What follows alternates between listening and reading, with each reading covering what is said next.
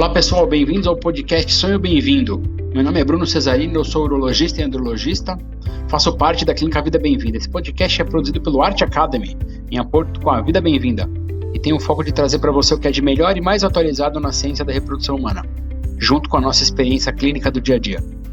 Nós acreditamos muito na força da boa informação e o nosso objetivo, sim, é ajudar quem precisa atingir o sonho de ter um filho, através de conteúdo de alta qualidade, reunido por trabalho com infertilidade. Agora, segue o nosso episódio de hoje.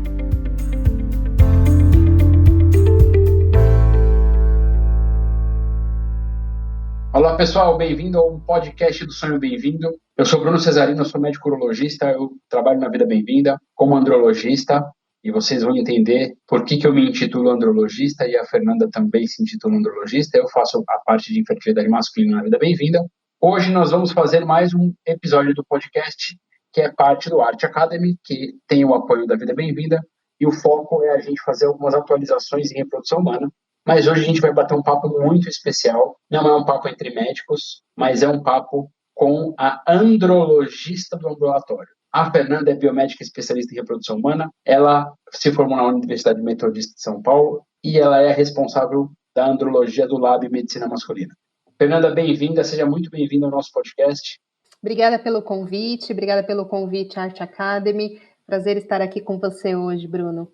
Eu pedi para a gente fazer esse podcast, Fê, porque existe uma dúvida crescente, cada vez maior, de entender qual é o papel de uma biomédica dentro de um laboratório de reprodução masculina, mais especificamente, qual que é o papel do andrologista. Primeiro, por que você se intitula andrologista e eu me intitulo andrologista? Perfeita pergunta. Primeiramente, eu me intitulo como andrologista, porque eu me especializei nessa área, fiz a biomedicina, me especializei em reprodução humana e foquei a minha área profissional na parte da andrologia.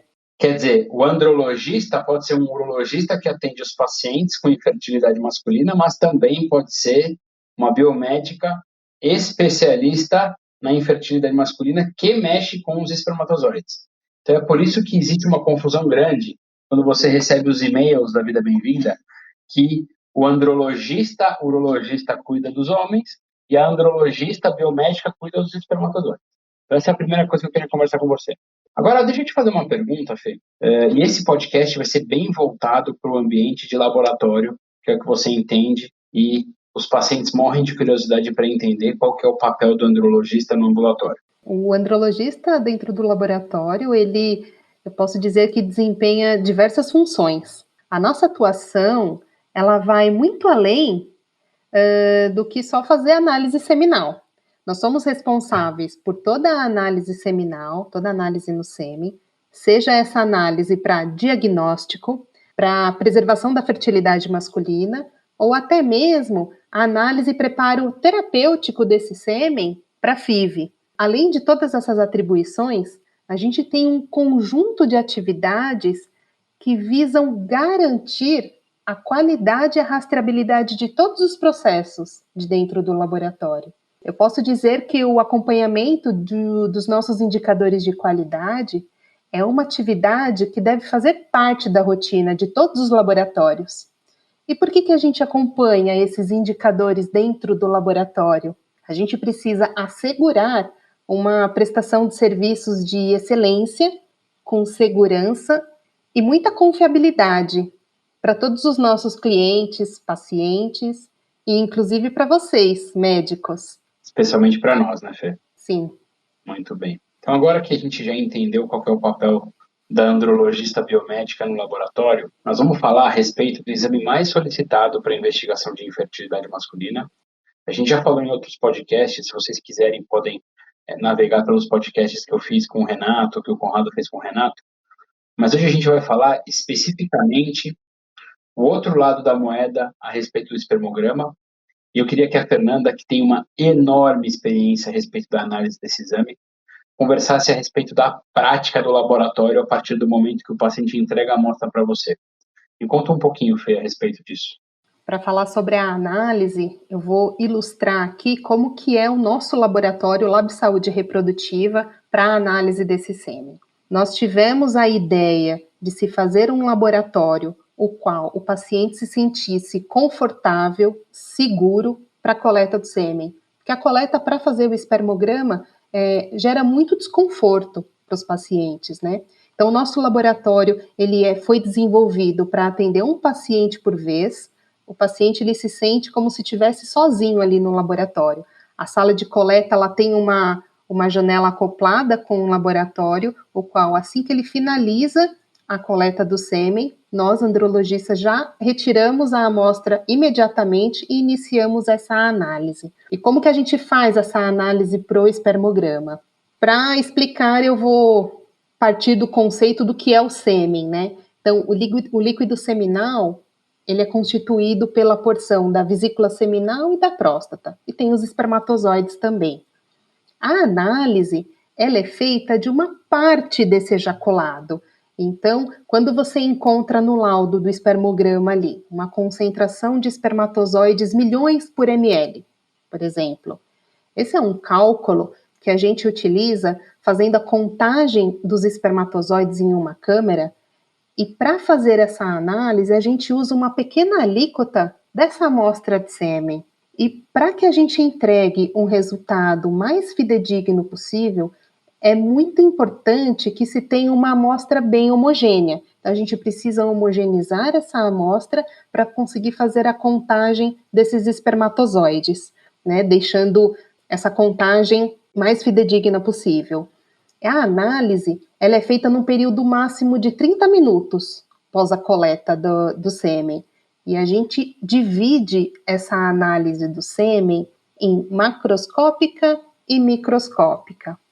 Na primeira análise, que é a macroscópica, a gente vai avaliar o volume desse sêmen, pH, a cor, a viscosidade, e avaliando depois a análise microscópica, a gente vai conseguir fazer a contagem dos espermatozoides em concentração, a gente vai conseguir fazer a contagem da concentração desses espermatozoides, motilidade, a morfologia e avaliar também a presença de células ou hemácias nessa amostra seminal. Perfeito, Fê.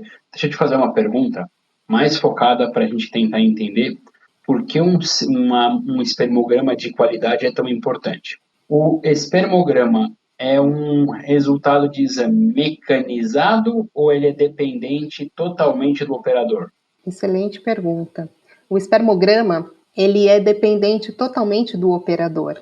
Por isso que se vê em muitos laudos diferentes, de laboratórios diferentes, análises às vezes discrepantes, né? Perfeito. Nós, andrologistas, a gente utiliza padronização das técnicas, como é descrito no Manual da Organização Mundial da Saúde, que acabou de ser lançada a 6ª edição agora. E o objetivo desse manual é descrever as técnicas e métodos para a análise do sêmen, contribuindo, assim, para uma padronização na análise do espermograma. Por vezes, muitos laboratórios não utilizam essa padronização de leitura. Existem técnicas onde o espermograma ele é feito de uma maneira automatizada, mas no laboratório, no Lab Saúde, a gente faz totalmente ele manual. E como você mesmo ilustrou no início da nossa conversa, dessa pergunta, ele é totalmente dependente de operador. Isso é para a gente ressaltar, Fê, que embora a gente solicite um espermograma de rotina para o paciente, ele acabe fazendo em grandes laboratórios de rede, em que eventualmente o paciente acaba recebendo o espermograma como parte de um monte de exame de sangue, que esses sim são totalmente mecanizados, dependentes de máquinas.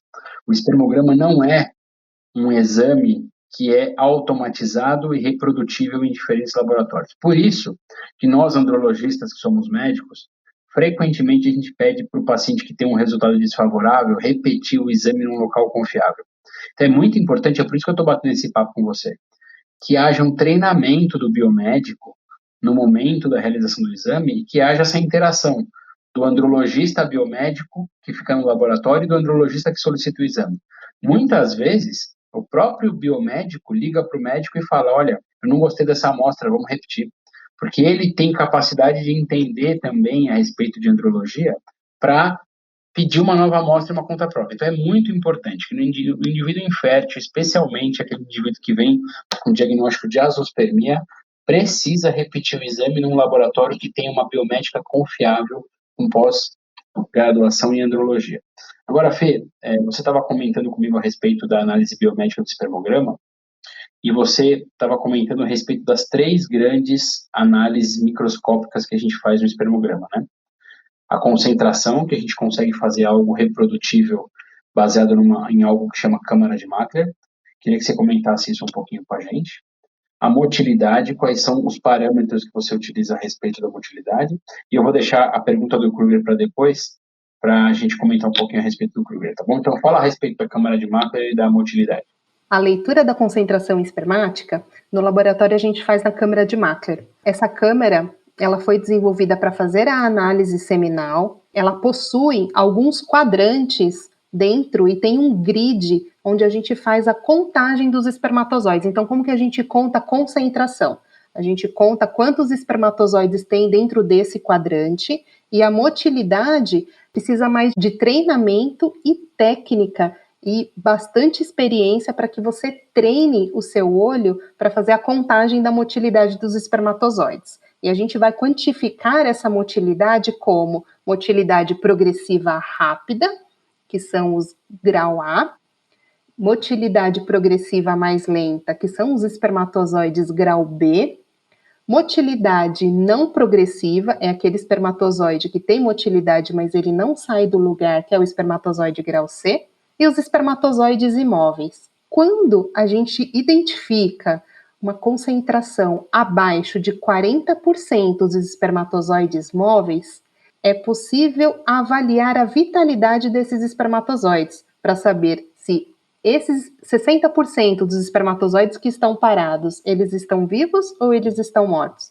Então, a gente precisa fazer o teste da vitalidade. Então, concentração e motilidade espermática é avaliado manualmente na câmara de Mackler. Adorei essa explicação. E agora a gente vai falar de um tema muito relevante na nossa prática, especialmente quando a gente avalia pequenas variações no espermograma e que eventualmente trazem enormes dúvidas para os pacientes. A gente sabe que a gente não consegue dar grandes importâncias em cada parte da microscopia para graduar a qualidade de um sêmen, mas hoje em dia está tendo uma grande discussão a respeito do formato e de qualidade de morfologia no sêmen, porque de verdade os pacientes que se preocupam demais com a morfologia, mas os trabalhos estão mostrando alguma coisa bem diferente, né, Fê?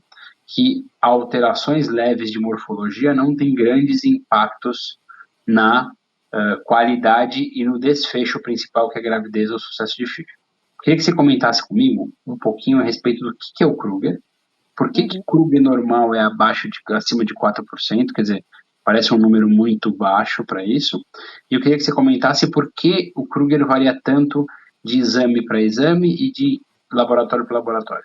A morfologia de Kruger, ela é um parâmetro que a gente avalia no espermograma, é o último parâmetro avaliado, na verdade, o qual avaliamos o formato desse espermatozoide.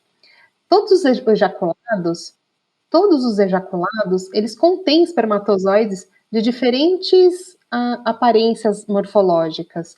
E os critérios para essa análise estão apresentados no manual, que eu já citei anteriormente, que é o Manual da Organização Mundial da Saúde, que a gente segue esse critério de morfologia estrita de Kruger. E o que isso quer dizer? Você precisa identificar e avaliar o espermatozoide que tem a cabeça mais oval, tem uma peça intermediária que não seja muito espessa, o ideal, e que tenha uma cauda de um tamanho adequado. Todos os ejaculados, ele pode variar de uma coleta para outra. Por isso que a gente pode encontrar morfologia espermática diferente em um exame do outro, mesmo feito no mesmo laboratório, porque o homem, por vezes, ele não ejacula a quantidade exata de espermatozoide um ejaculado e, por exemplo, daqui 6, 7 meses ejacula a mesma concentração. A morfologia ela pode variar também, não consideravelmente, mas pode variar. Perfeito. E a variação da leitura de morfologia entre um laudo e outro se deve também à falta de padronização de todos os laboratórios para essa análise.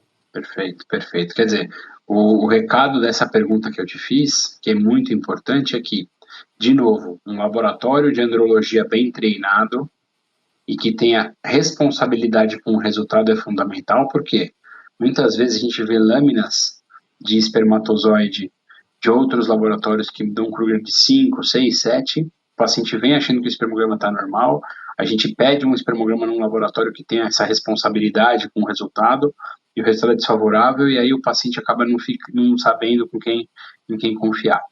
A outra coisa que é muito importante, que a gente precisa ressaltar, Fê, a respeito do Kruger, é que o treinamento do biomédico, independente da região de onde ele foi treinado, também pode fazer o Kruger variar, né? Sim, dependendo da região onde ele foi treinado, pode variar sim. E voltando um pouco na sua pergunta, por que se chegou a essa porcentagem, né, de 4%? Por que esse valor, esse corte de 4% dos espermatozoides normais? Como que chegou a forma do espermatozoide ideal? Através de vários estudos, eles avaliaram qual a morfologia dos espermatozoides que eram capazes de passar pelo muco cervical, chegar até a zona pelúcida do espermatozoide. Esses espermatozoides foram avaliados morfologicamente. E foi aí que chegaram aí numa forma ideal do espermatozoide, de ter a cabeça oval, o tamanho da peça, o tamanho da cauda e sem a presença de muitos vacúolos. Lembrando também que algumas manipulações da amostra do sêmen dentro do laboratório pode alterar a morfologia, como, por exemplo, algumas amostras hiperviscosas, aquela que a gente não consegue nem pipetar para conseguir fazer a leitura na câmera de Mackler, por vezes a gente utiliza de mecanismos para melhorar essa viscosidade, deixar esse sêmen mais fluido. E esses mecanismos podem alterar a morfologia dos espermatozoides. Então, se isso acontece, é importante ter essa relevância e anotar no laudo que essa amostra foi manipulada de uma maneira que possivelmente poderia ter alterado a morfologia dos espermatozoides.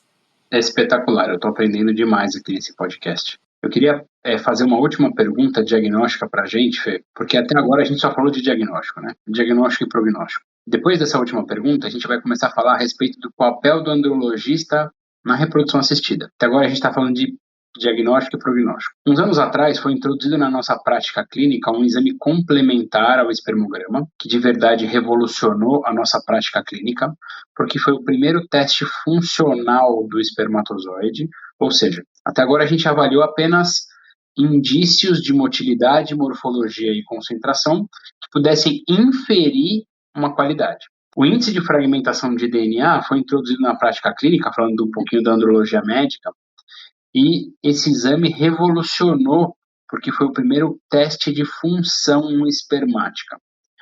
Eu queria que você comentasse, Fê, por favor, o que é exatamente a fragmentação de DNA, se isso significa que o DNA está alterado a ponto de causar uma malformação ou se ele está só fragmentado. E eu queria perguntar como é que na prática você faz esse exame? A integridade do DNA dos espermatozoides, ela é indispensável para um bom desenvolvimento embrionário, que a gente consiga seguir aí com o bebê em casa, um bebê saudável, né? As evidências, elas indicam que a fragmentação, ela tem um papel independente e notável na infertilidade masculina e no sucesso reprodutivo. Então, onde que está o DNA do espermatozoide? Está na cabeça do espermatozoide. E altos índices desse DNA fragmentado, ele pode ter correlações clínicas com aborto de repetição, falha de implantação, por vezes perdas, né, de gestações recorrentes também. E o resultado desse exame, ele traz evidências clínicas que irão auxiliar o médico na conduta e melhores estratégias para o tratamento desse casal. Então, um espermograma que tem uma concentração considerável dentro dos valores de referência como normal, em concentração espermática, motilidade e morfologia estrita de Kruger, considerados como na valor de referência normais, pode ter um índice de fragmentação aumentado, né? Que a gente vê nos exames, nas técnicas que a gente faz. E o que pode correlacionar isso? Por exemplo, estilo de vida, uso de álcool, drogas, sedentarismo, né? Perfeito, perfeito. Vale muito a pena ressaltar que mais ou menos 10% das amostras de espermograma normal vão ter alteração da fragmentação. E isso surpreende muito a gente, né? Com a experiência na nossa rotina, por vezes aquela amostra oligospermica, que tem baixa concentração de espermatozoides, nem sempre se tem um índice alto de fragmentação de DNA. Por vezes essa amostra ela tem uma boa qualidade do DNA dos espermatozoides. E isso que pode corroborar para isso é o estilo de vida do paciente, não que ele tenha uma baixa concentração de espermatozoides, que o índice de fragmentação do DNA pode estar elevado também. Perfeito, Fê. É muito interessante a gente falar o seguinte: para fazer a análise microscópica do espermatozoide, a gente consegue mantê-los vivos, correto? Sim. Para fazer o índice de fragmentação de DNA, o que acontece com os espermatozoides? Eles ficam imóveis. E a partir da imobilidade, a gente impede que esses espermatozoides imóveis sejam selecionados de acordo com a sua qualidade para sua injeção eventual num óvulo. E esta é a principal barreira que a gente encontra na fragmentação de DNA quando a gente vai fazer um ciclo de reprodução assistida. Agora nós vamos encerrar a nossa parte diagnóstica, Fê. Você já explicou muito bem o que é o índice de fragmentação de DNA, qual que é o impacto da fragmentação de DNA nos resultados da fertilização, e também deu uma dica para os homens que estão nos ouvindo aí a respeito de estilo de vida, porque a gente sabe que o estilo de vida é o principal responsável pela fragmentação do DNA. E aí agora a gente vai avançar um pouquinho na técnica, só para lembrar que existe algo chamado radical livre de oxigênio, que é um estado inflamatório, um estado oxidativo do indivíduo que é sedentário, tabagista, fumante, obeso e que tem varicocele, e que quebra o DNA, as bases de ligação do DNA, e com isso o DNA pode se fragmentar após sua produção. Agora nós vamos falar, Fê, nós vamos fechar o parênteses do diagnóstico, nós vamos falar de um casal que vai fazer fertilização in vitro, tá? Muito se fala a respeito do embriologista que mexe com os óvulos, a seleção adequada dos óvulos maduros, o desnude, como desnudar o óvulo para prepará-lo para uma reprodução assistida, como que o embriologista seleciona um bom espermatozoide para injeção, mas agora nós vamos falar do papel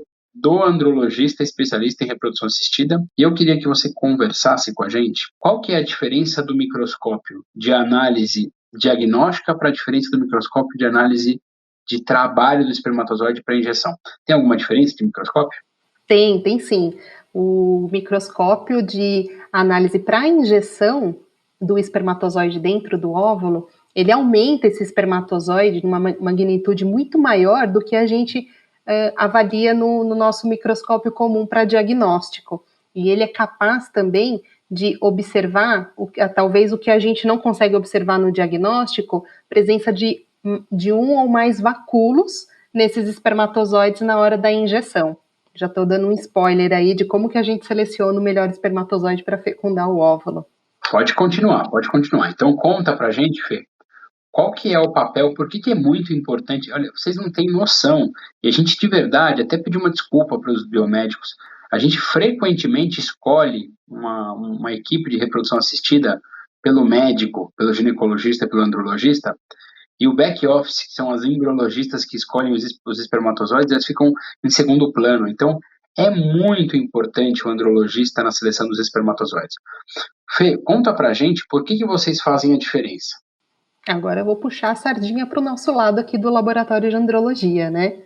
O nosso papel aqui é entregar o melhor espermatozoide para o laboratório de FIV.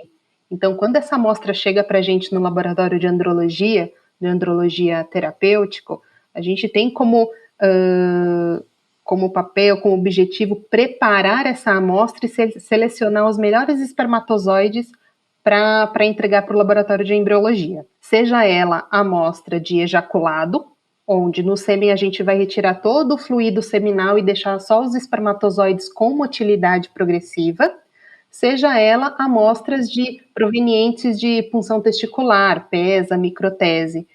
Por vezes a gente recebe uma amostra de microtese, a gente também precisa separar e melhorar essa amostra para entregar para o laboratório de embriologia.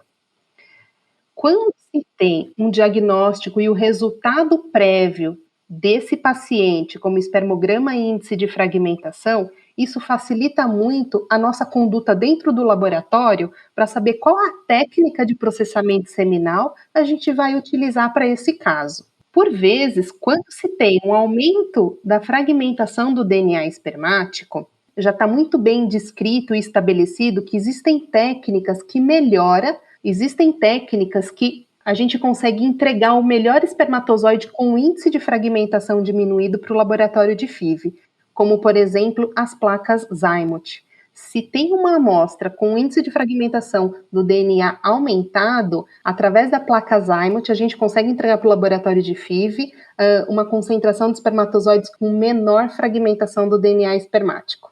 Fê, eu adorei essa sua postura de falar muito bem dos andrologistas que preparam as amostras de sêmen, porque de verdade muitas dúvidas durante uma consulta médica surgem para entender o que efetivamente é feito. Então, supondo que comece um ciclo de fertilização, um dos médicos da Vida Bem-vinda vai fazer a captura dos óvulos, eles vão ser guardados e preparados, e aí o homem vai fazer uma coleta seminal, e esse sêmen ele vai ser entregue para o andrologista. Do ponto de vista prático, tá? Qual que é o passo a passo que você vai fazer com essa amostra? Quando essa amostra chega no laboratório, a primeira coisa é avaliar se essa amostra está com a coagulação presente, e a gente mantém e espera essa amostra liquefazer, ela ficar mais fluida. Mede-se o volume, a gente faz a contagem dos espermatozoides na câmera de Mackler, e dependendo da concentração espermática, da motilidade e da porcentagem de espermatozoides móveis e imóveis, a gente vai conduzir a melhor técnica de processamento seminal, seja ela Suemap ou então gradiente. Perfeito. E aí depois que a gente faz um preparo seminal, quer dizer, toda vez que a gente faz uma coleta, mesmo para fertilização, é sempre dado um diagnóstico de qualidade seminal. Após isso, a gente faz técnicas de processamento. Técnicas de processamento servem para escolher os melhores espermatozoides dentro de uma amostra e que, obviamente, ainda é uma pré-seleção. Quer dizer, a gente seleciona os melhores, os eleitos, para quando chegar no momento da injeção do espermatozoide no óvulo, a gente ter melhores espermatozoides em qualidade. Agora, conta um pouquinho mais na hora do vamos ver ali, Fê. Na hora de pegar o escolhido para injetar naquele óvulo. Quais são as características que você procura num espermatozoide campeão para injetar aquele espermatozoide no óvulo? Depois que eu preparei a amostra seminal, entrego para o laboratório de FIV, e a embriologista ela vai selecionar o melhor espermatozoide primeiro pela categoria motilidade. Busca os espermatozoides com melhor motilidade. Segundo parâmetro, ela vai avaliar a morfologia, cabeça mais oval, a cauda e a peça intermediária num tamanho que se adeque, que se encaixe melhor nos parâmetros normais. E a presença de vacúolos também é importante. Quanto menos vacúolo na cabeça desse espermatozoide, melhor. Só que a gente sabe que na prática isso dificilmente acontece. Eu digo com relação a encontrar o melhor espermatozoide para fecundar o óvulo. Quando o casal ele já parte para a fertilização in vitro, por vezes já se tem diagnosticado uma infertilidade masculina. E a gente luta para buscar o melhor espermatozoide, mesmo com aqueles espermatozoides que não têm a morfologia tão próxima do normal, eles são capazes de fertilizar o óvulo. Só que tem a taxa mais diminuída. E para que a gente tenha a formação de um bom embrião, a gente não pode só avaliar a qualidade do espermatozoide, a gente tem que avaliar a qualidade do óvulo também, a união dos dois, e entrega uma boa taxa de fertilização para um bom desenvolvimento embrionário aí, a gente conseguir o tão esperado blastocisto. Perfeito, Fernanda. Parabéns pela explicação extremamente clara, didática, de um assunto super arenoso, até para quem é da área médica e biomédica, e explicar para quem está ouvindo esse podcast um pouquinho do dia a dia do laboratório.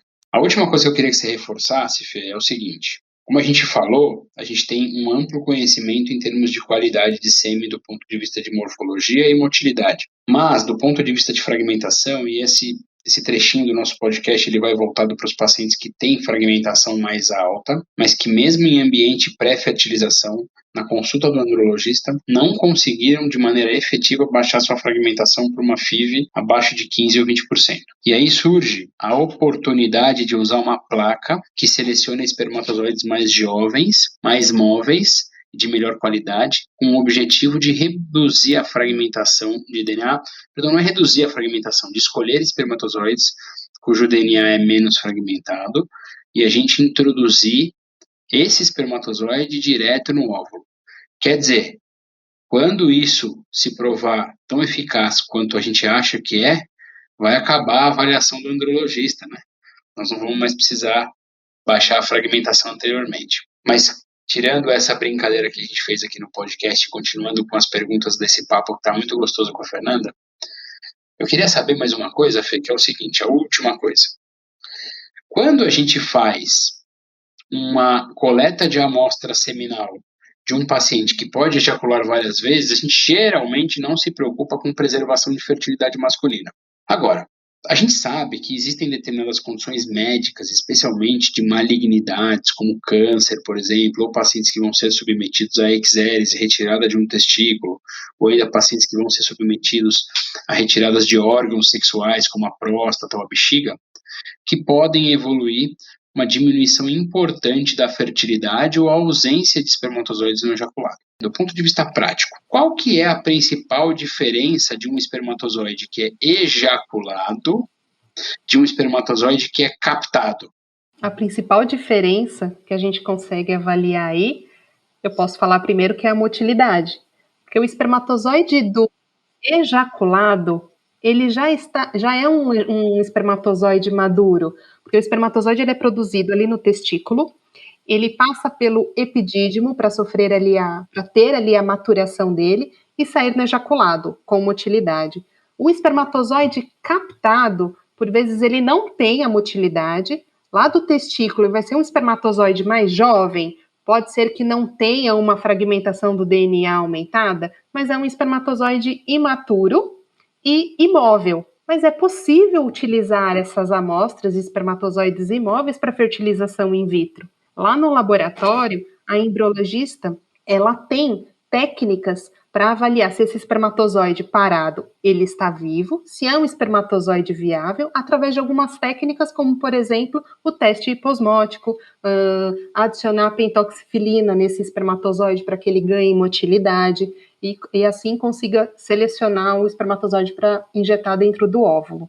Perfeito, Fernanda. Essa explicação foi extremamente importante para aqueles pacientes que acreditam que podem fazer a vasectomia de maneira inconsequente, por exemplo, achando que a qualidade da punção testicular do espermatozoide vai ser a mesma daquela ejaculação. Essa pergunta que eu te fiz a respeito da qualidade do espermatozoide ejaculado versus espermatozoide captado, ela é um preâmbulo para a principal pergunta que eu queria fazer e que é o principal carro-chefe do laboratório em que você atua, que é a preservação de fertilidade masculina, Fê. Então eu queria te fazer uma pergunta muito clara e eu queria te fazer uma pergunta bem direta. Qual é o principal método de preservação de fertilidade masculina que a gente tem hoje?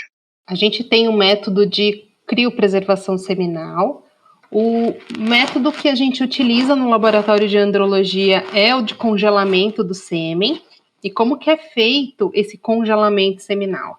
O sêmen ele é congelado numa temperatura menos 196 graus. É muito frio mesmo. E para que a gente preserve as propriedades desse espermatozoide, é adicionado um crioprotetor, que vai proteger os espermatozoides dessa criogenia. Perfeito. Então, para a gente reforçar essa pergunta que a Fernanda respondeu de maneira brilhante, o principal método de preservação de fertilidade masculina é preservação de espermatozoides ejaculados. E existem várias indicações para a gente fazer a preservação de espermatozoides ejaculados. Pacientes que descobrem malignidades que precisam ser tratados com quimioterápicos, pacientes que desejam preservar a fertilidade de espermatozoide ejaculado e que vão fazer vasectomia, pacientes que têm um decaimento rápido e progressivo da fertilidade sem causa aparente, pacientes que desejam preservar a fertilidade enquanto são jovens e que desejam postergar a paternidade, entre outras indicações mais precisas e menos frequentes. Agora, Fernanda, eu queria te fazer uma pergunta bem específica. Qual que é a taxa de sobrevida dos espermatozoides no momento do descongelamento? Ela é baixa, ela é alta? Já é descrito que a gente espera-se que recupere pelo menos 50% dos espermatozoides com motilidade pré-congelamento. Então, quando se descongela essa amostra, espera-se que tenha pelo menos 50% dos espermatozoides com motilidade progressiva. Perfeito. Isso é importantíssimo, né? Para dizer que a taxa de recuperação de espermatozoides depois de uma crioproteção e congelamento é altíssima. E isso eu vou voltar no que eu falei na nossa primeira pergunta, que é o indicador do laboratório, né? O indicador de qualidade do laboratório. Esse é um indicador que a gente calcula e a gente avalia mensalmente, que é a taxa de sobrevida dos espermatozoides pós-congelamento seminal. Perfeito, muito legal. Esse papo está muito enriquecedor, porque a gente está dando um passeio lá por dentro do lab. Eu fui conhecer algumas vezes o lab e agora estou me vendo lá dentro de novo, vendo a sua rotina de cuidado com os espermatozoides. Agora que a gente encerrou esse passeio a respeito do congelamento de espermatozoides, Fê, eu queria que você, para encerrar nosso podcast, conversasse com os pacientes e desse algumas dicas e orientações para aquele paciente que nunca colheu um espermograma e que está indo lá sem saber muito bem o que esperar, do ponto de vista de recomendação de preparo e o que fazer ali na hora H, um potinho. E queria saber se você já pegou pacientes que não conseguiram fazer uma coleta de boa qualidade por nervosismo. Então, para a gente encerrar, a palavra está com você.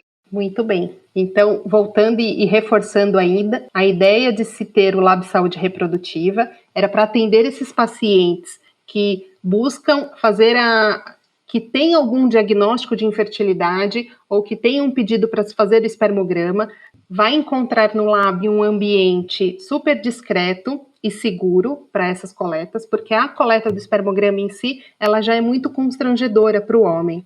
E por vezes, a gente consegue encontrar no laboratório volume seminal baixo e a gente acaba associando pelo desconforto do paciente na hora da coleta. Uma coisa legal que a gente coloca lá é, nós temos um tablet com um videozinho com as orientações de coleta e logo após todos os pacientes pós-coleta de sêmen, eles respondem um questionário.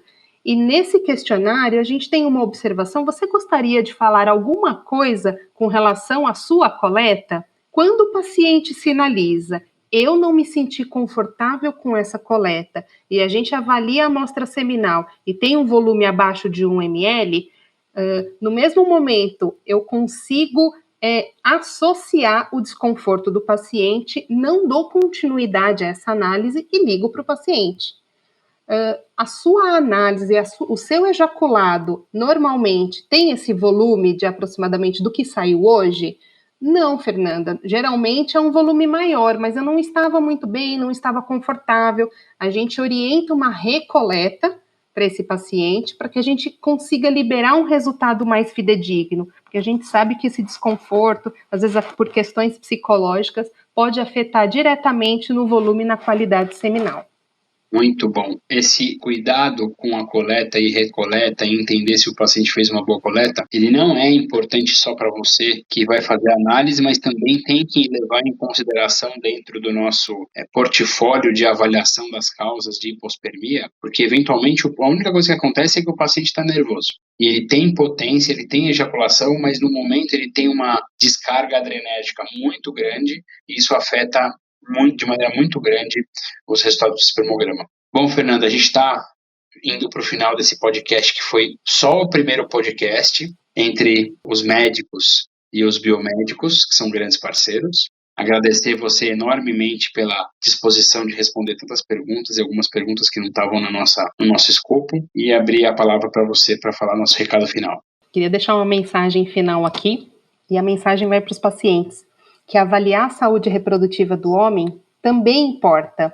Monitorar com atenção todos os efeitos diretos aí da produção dos espermatozoides, seja por algumas intervenções cirúrgicas, como a varicocele, ter atenção aí à mudança do seu estilo de vida, uso de cigarro, álcool, droga, sedentarismo, enfim. Avalie como está a sua saúde reprodutiva. Busque um médico andrologista e, se necessário, trate. E por último, não menos importante, um alerta para a qualidade do sêmen dos pacientes com câncer que passarão por algum tratamento, como a quimioterapia. Atenção para a sua fertilidade. Preserve a sua fertilidade. Preserve-a. Pessoal, muito obrigado. Obrigado, Fernanda. Essas palavras finais foram maravilhosas. E a gente aguarda vocês no próximo podcast. Sonho bem-vindo. Um abraço a todos. Obrigado, um abraço a todos. Obrigado, pessoal, por estar conosco nesse episódio do Sonho Bem-vindo. Além de poder escutar esse podcast nas principais plataformas de áudio, você também pode nos encontrar no Instagram, @arte.academy, com Y no final, e @vida bem-vinda. Se você gostou desse podcast, ficaremos muito felizes de ouvir sua opinião e os comentários de qualquer plataforma que esteja usando. Importante dizer, esse podcast tem caráter meramente informativo e educacional. Não deve ser utilizado para realizar autodiagnóstico ou automedicação. O conteúdo não é feito para substituir a consulta com um profissional de saúde e, em caso de dúvidas, consulte o seu médico. É somente ele que está habilitado a praticar o ato médico conforme a recomendação do CFM. Nenhuma relação médico-paciente é estabelecida nesse canal, muito importante. Somos muito transparentes em relação aos conflitos de interesse e levamos isso muito a sério. Espero que tenham gostado e até a próxima.